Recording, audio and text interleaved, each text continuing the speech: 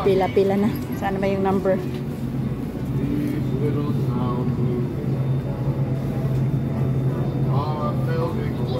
Dito na kami 12, 14, 15, 16.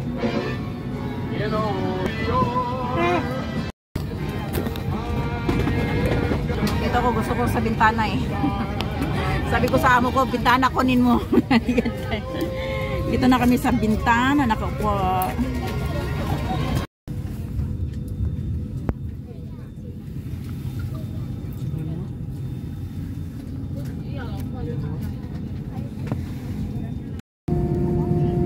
Paalis na guys. Paalis na.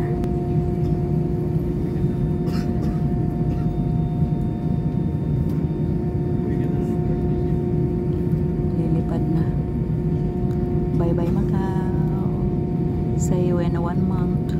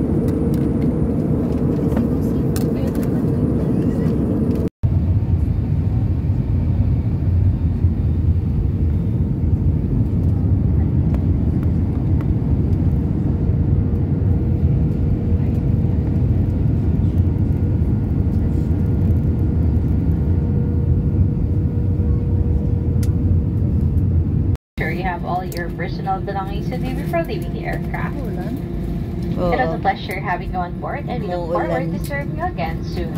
On behalf of Air Asia, Captain Harold Pangilinan, Carmela Barton, and the rest of the crew members, we would like to say thank you for flying with us. For passengers traveling with infants and were given infant life vests, please return them to the cabin crew upon deplaning. Sa wakas, nakadaan na din dito. Sa 7 years, nakadaan din sa wakas. Dito na kami guys. Arrival na.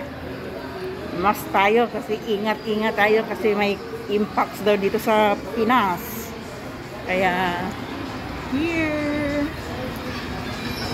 Arrival. Arrival na kami. Dito na. Hindi nga. Welcome home. Sobrang takot. Grabe. Ang ano ng eroplano, ganyan. Sobra talaga. Sabi ko, oh my God, makakarating pa ba kami ng Pilipinas? Ako bala ka na Diyos. Thank you Lord. Nakarating kami ng Pilipinas lang maayos. Thank you Lord, dumating ang eroplano, hindi mo nasunog or saan napadpad. Kaya pray lang talaga, Diyos lang nakakaalam sa lahat. Diba guys? Pray, always pray. Pray lang kay God. Thank you for watching. Grabe, sabi ko, Diyos ko Lord, anong nangyayari? Bakit ganito? Yung eroplano talagang grabe. Ganun, gumagano, tapos gumagano yan. Oh my God. Hindi namin sasakay ulit sa Air Asia. Grabe experience namin. Ay, sobra. Grabe, as in. Kaya na namin sumakay ng Air Asia. Sige na, bye-bye. Dito Kal, nag-ready-ready na naman ng mga papel-papel. Sakit sa ulo. Hirap umuwi. Bye.